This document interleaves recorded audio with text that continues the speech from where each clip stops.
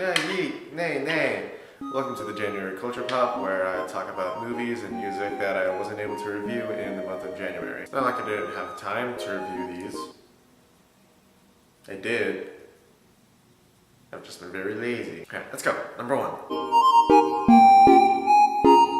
Once again, Riot's music team freaking nails it with this promotional track to kick off the 2019 season. Valerie Bassard's vocals really elevate this track, especially when accompanied by the very expressive strings and the rising percussion. It makes for a seriously hyped up ballad that feels more like the build versus the climax itself, which is kind of the point. It's like trailer music, and given that it's kicking off the start of the season, nothing climactic has happened yet, so it's meant to give a rising feeling, which I really like. And the cinematic is amazing also.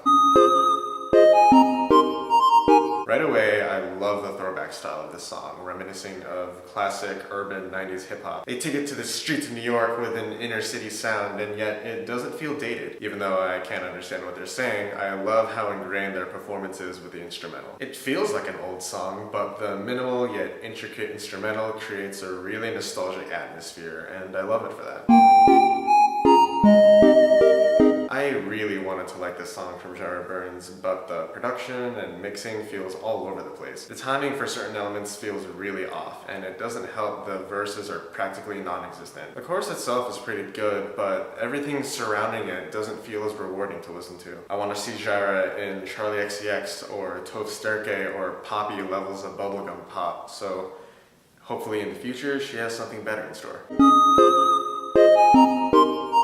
I haven't seen Unbreakable or Split prior to seeing Glass. That said, at no point during the film did I feel lost. Although recommended, you don't really need to see the movies preceding this one. It tells you enough about Bruce Willis and James McAvoy's characters that if you're not completely inept and you can understand film language and context clues, you can fill in the rest. But overall, I thought Glass was alright. The plot twist ending is of course Shyamalan's favorite thing to do, but the execution feels like it's punching you in the face. More than a few times I thought the movie was going to end, but it keeps revealing a plan within a plan that reveals the real inner machinations. The build-up beforehand is pretty hype, but whether or not it pays off depends on how you interpret the ending. Which I can't help but feel there's some questionable information, like how certain characters are just accepting of the situation they're in. Glass is far from a bad movie. In fact, it's pretty damn enjoyable. But for me, I walked out of the theater not feeling anything, so I'm gonna say you should just torrent it. And that's it for the January Culture Pop. Sorry I didn't get around to reviewing these individually,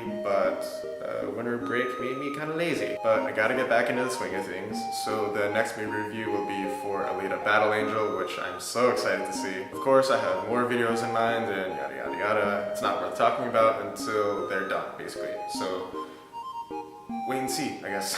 All that said, thank you for watching. Subscribe if you liked it, dislike if you didn't, and I'll see you next time.